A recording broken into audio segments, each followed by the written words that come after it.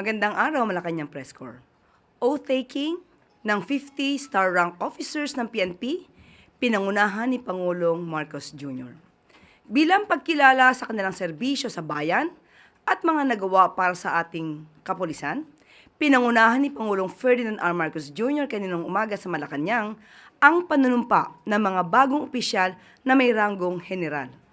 50 star rank officers, kabilang dito ang 6 na Police Major General at 44 na Police Brigadier Generals ang nanumpa sa kanilang mga mabigat na tungkulin. Ayon kay Pangulong Marcos Jr., ang pag-angat ng ranggo ng mga opisyal ay hindi lamang patunay sa kanilang katapatan at kahusayan sa serbisyo. Ito'y sumisimbolo rin sa dagdag responsibilidad na nakapatong sa kanilang balikat, mga responsibilidad na susubok sa kanilang tatag, prinsipyo at higit sa lahat, malasakit sa bansa at sa kapwa Pilipino. Hinimok ng Pangulo ang mga nanumpang opisyal na pag-igihin pa ang trabaho para sa bayan. Maging patas sa lahat at protektahan ang dignidad ng taumbayan. At ingatan ang kredibilidad ng institusyon at tiwala ng sabayanang kanilang pinagsisilbihan. Sa kanyang talumpati, binanggit din ni Pangulong Marcos Jr. ang pagpapatupad sa Executive Order No. 107 na nagtataas ng base pay schedule ng mga military and uniformed personnel. Magsisimula ang implementasyon nito sa January 1, 2026 at i-adjust sa 2027 at 2028. Bukod dito, dinagdagan din ng Pangulo ang kanilang daily subsistence allowance. Ang lahat ng ito ay patunay sa buong suporta ng Pangulo at administrasyon sa ating kapulisan. Isang kapulisan na may respeto sa karapatan ng mamamayan at kapakanan ng bayan. Naway manatili pong buhay sa inyong puso at diwa ang bukal at walang sawang paglilingkod sa bayan. And in our continuing effort to strengthen the Philippine National Police as a disciplined, professional, and dependable institution, upon myself voluntarily, without mental reservation or purpose of evasion, so help me God. Nararapat lamang na alagaan ninyo ang tiwalang ipinagkaloob sa inyo. 8 araw bago magpasko, Pangulong Ferdinand R. Marcos Jr. inaasahang mag-aabot ng pamasko sa pamilyang Pilipino. Inaasahang bibisitahin ni Pangulong Marcos Jr. ngayong hapon ang mga beneficiaries ng pag-abot program ng Department of Social Welfare and Development sa Pasay City. Layunin ng pagbisita ng Pangulo na maipadama sa mga kababayan natin na kasama nila ang pamahalaan ngayong Pasko. Isang paalala na hindi sila nag-iisa at kailanman ay hindi sila makakalimutan ng gobyerno. Sa administrasyon ni Pangulong Marcos Jr., nakapaglunsad na ang pamahalaan ng mga programa na naglalayong maiangat ang antas ng pamumuhay ng mamamayang Pilipino. Kasama na rito ang pag-abot program ng DSWD kung saan mayroon ng mahigit na 1,200 na kabataan at libo-libong individual ang direktang naabot at nabigyan ng tulong ng ahensya. Mayroon ding pag-abot processing center sa Pasay na nagsisilbing pansamantalang tirahan ng mga nangangailangan ng tulong at mga walang gutom kitchen. Sa ilalim ng liderato ni Pangulong Marcos Jr., lahat ng mga programa na naglalayong magbigay proteksyon at pag-asa sa pamilyang Pilipino. Magtutuloy-tuloy sa susunod na taon.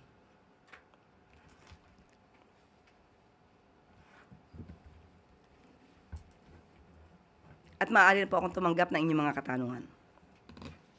Unang tanong mula kay Maricar Sargan, Brigada.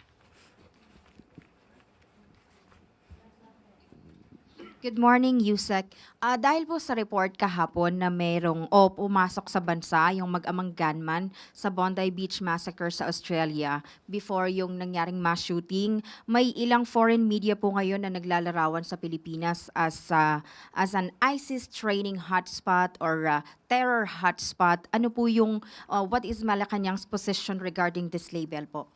Of course, the President strongly rejects the sweeping statement and the misleading characterization of the Philippines as the ISIS training hotspot. At Dahil dito ay napanayan po natin o nakausap po natin mismo ang pamunuan ng NSC at ito po ang kanilang tugon at aking babasahin. Regarding reports describing the Philippines as an ISIS hotspot, the characterization is misleading.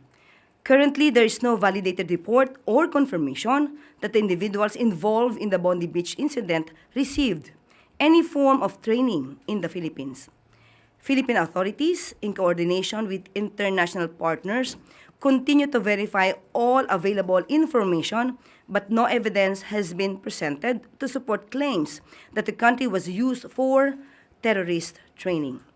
Since the 2017 Marawi siege, Philippine security forces have significantly degraded ISIS-affiliated groups in the country. Both United Nations and the U.S. government assessments indicate that these groups now operate in a fragmented and diminished capacity.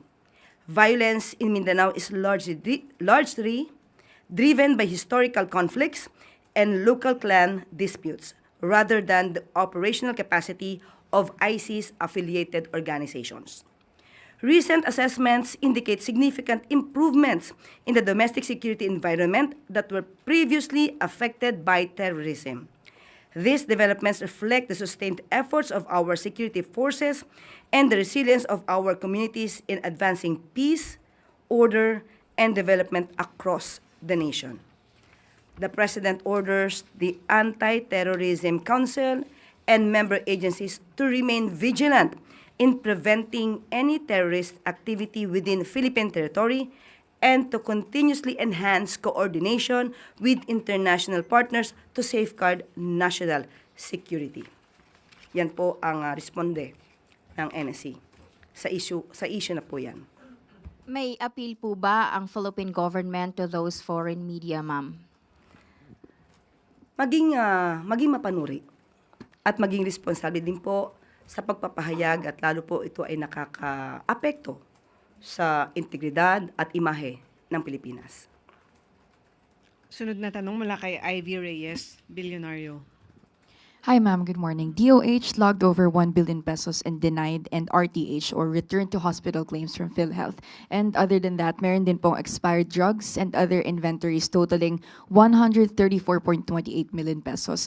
May directive po ba ang palasyo for DOH to resolve these claims? Opo, at sinabi po dyan na ayusin po ang kanilang mga records at nakausap po natin mismo ang pamunuan ng DOH at yan po ay kanilang inaayos at ibinibigay ang sapat na dokumento. At patungkol po di umano sa mga hindi agad nababayaran na mga claims sa PhilHealth.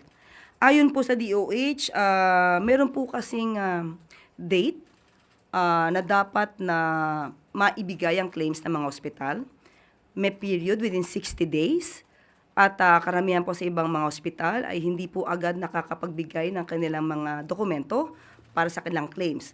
At dahil dito po ay ipinag-utos din po ng Pangulo na i-extend po ang maaaring period para makapag-claim ang ibang ospital. Na-extend po ito up to 120 days. Ito po yung tinatawag na claims flexibility. At dahil dito po ay natutugunan po ng DOH, ng PhilHealth, ang kanilang obligasyon. Basta po ang naislan din po natin, ang mga ospital po ay makapagbigay ng kanilang mga dokumento sa tamang oras at panahon. Sunod na tanong mula kay Alvin Baltasar, Radyo Pilipinas. Yusek, good afternoon po. Yusek, ipupurso pa rin ba ng ating gobyerno yung paghahabol sa prime water? I made reports na mukhang ite-take over na ng Lucio Coast Group at may intention po silang bilhin yung prime water. Sa ngayon po, nakausap po natin din at nagre-report naman po ang luwa sa Pangulo. Ang mga lapses or liabilities ng prime water as the management, kung ano po ang kanila maaaring mga kakulangan o naging liabilities ay dapat pong mapanagot. Depende po ito sa pagiging reports or mga dokumentong maiipon para mapakita kung meron mang liability ang prime water. At sa ngayon po, ano po ang ginagawa ng luwa para sa mga consumers? Ayon po kay Attorney Joyce Salonga, maglalabas sila ng memorandum circular this month para hindi maputulan ng water service ang mga concessionaires. Ang mga consumers po ay hindi dapat singilin kung wala naman po talagang serbisyong na ibibigay ang Prime Water. So, hintayin po natin ang memorandum circular na ilalabas po ng LUWA patungkol po dito. Sunod na tanong mula kay Christian Yusores, DZMM.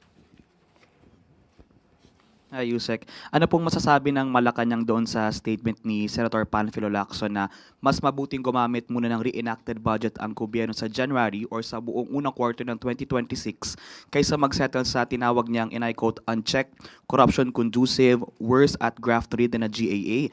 Ganito rin daw po yung sentimento ng kanyang mga kasamahan sa majority bloc. Okay, maganda po ang suwestyon ni Senator Ping Lacson. Pero ang nais po talaga ng Pangulo ay hindi magkaroon ng reenacted budget. At hindi pa naman po natatapos ang Disyembre. December 17 pa lang po. At sa tingin po ng Pangulo ay may sapat pang panahon para aralin ito. Sunod na tanong mula kay Ace Romero, Philippine Star. So, we understand, Yusek, that you still prefer, of course, ang ideal scenario is to have a timely budget na hindi conducive for corruption. But what would be the lesser evil in the eyes of Malacanang? Yung reenacted na budget sa first quarter or isang unchecked, na sinasabi ni Senator Lacson na unchecked, corruption conducive na GAA? What would be the lesser evil for the administration? I don't want to mention any lesser evil. I will mention a good option. Ang good option, araling mabuti. Hindi pa po tapos ang Disyembre. So, you still would want yung on time na budget? Maayos na budget na maipapasa on time. Okay. Salamat po. Balik sa iyo, Yusek Claire. Maraming salamat. At bago tayo magtapos, diwa ng Pasko, buhay na buhay sa palasyo. Sa ikalawang araw ng pagbubukas ng Malacanang grounds sa publiko, lampas 300 tao ang nakiisa sa pangalawang Misa de Gallo sa palasyo. Naging taimtim at makabuluhan ang pagsasama-sama ng mga dumalo bilang pasasalamat sa taong nagdaan. Patuloy na inaanyayahan ang publiko na makilahok sa Misa de Gallo tuwing alas 4 ng umaga na magtatapos naman sa December 24 o bisperas ng Pasko. Siyempre, hindi mawawala ang mga sikat na Pinoy na nakakanin tuwing Pasko. Tikman at lasapin ang mga natatanging mga pagkaing Pilipino gaya ng puto bumbong at bibingka matapos ang Misa de Gallo sa palasyo. Bukas din ang Malacanang grounds tuwing gabi mula alas 6 hanggang alas 11 ng gabi ng December 23. Ongoing naman ang Christmas display na may live music, rides, film showing at mga pagkain at inumin na maaaring pagsaluhan ng lahat. Silayan ang tunay na diwa ng Pasko sa ngiti ng mga batang malayang nakakapaglaro at nagsasaya kasama ang mga kaibigan at pamilya. Muli, damhin ang diwa ng Pasko. Tara na sa palasyo.